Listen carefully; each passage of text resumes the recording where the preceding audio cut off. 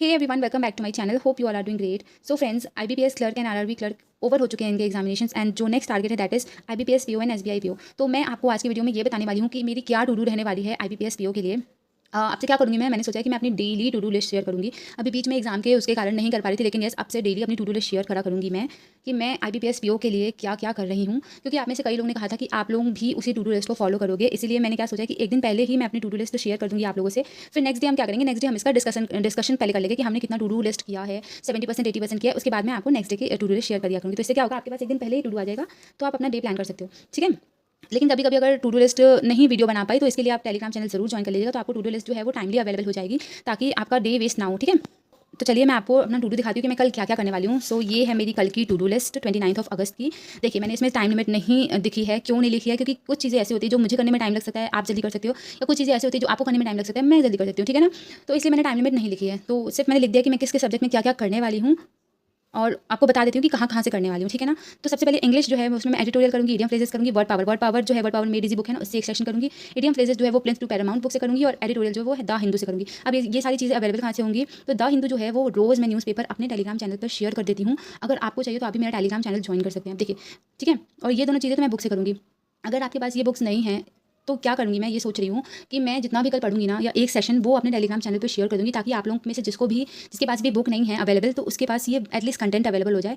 तो हाँ, अगर आपको चाहिए तो आप वहाँ से पढ़ सकते हो। ठीक है ना। बस पढ़ाई नहीं रुकनी चाहिए, सबका मतलब कि अच्छे से फ्लॉलेसली पढ़ना चाहिए। ठीक है। तो मैं शेयर कर दूँगी अपनी ये भी इडियम फ्रेजेस कितना पढ़ूंगी, और वर्ड पावर का भी एक सेशन शेयर कर दूँगी। इसके बाद मैं सेक्शनल का मॉक दूँगी, मेंस का मैं तो मेंस का मॉक दूँगी कल।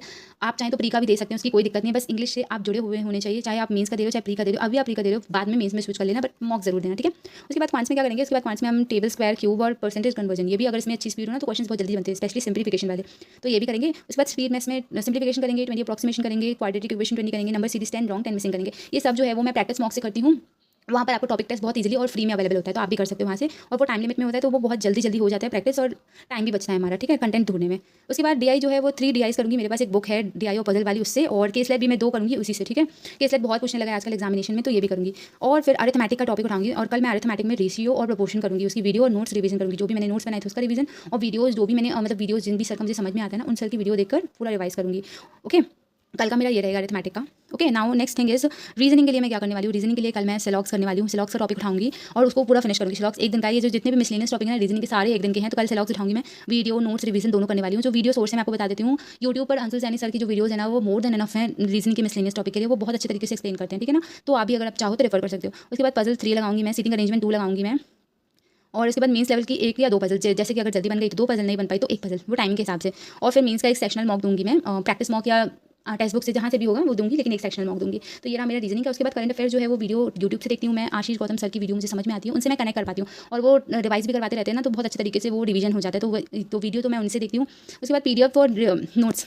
सो मेरे काफ़ी दिनों के नोट्स पेंडिंग चल रहे हैं, तो ऑलमोस्ट मैंने 3-4 दिनों के बना भी लिए हैं, लेकिन जो भी 1-2 दिन का बचा हुआ है वो कल पूरा कवर करके उसको सारा अपने टेलीग्राम चैनल पे मैं शेयर करने वाली हूँ, और पीडीएफ को डिटेल वे में भी पढ़ने वाली हूँ। ठीक है ना। मतलब कि जितने भी दिन का मेरा छूटा है उतने दिन का बस।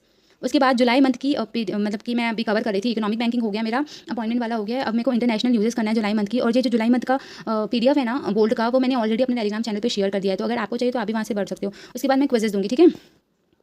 ये हो गया मेरा कल का टू डू लिस्ट। देखो यार, आपको जितना टाइम लग रहा है उसमें कोई दिक्कत नहीं है, बिल्कुल बिंदास टाइम लगाओ, बस पूरा होना चाहिए टू डू लिस्ट। इतना टारगेट रखना है। कल हम डिस्कस करेंगे कि किसने कितना किया है, किसने कितना नहीं किया है। ओके, उसके बाद मैं कल आपसे new to do list share करूँगी। तब तक के लिए thank you everyone and stay tuned.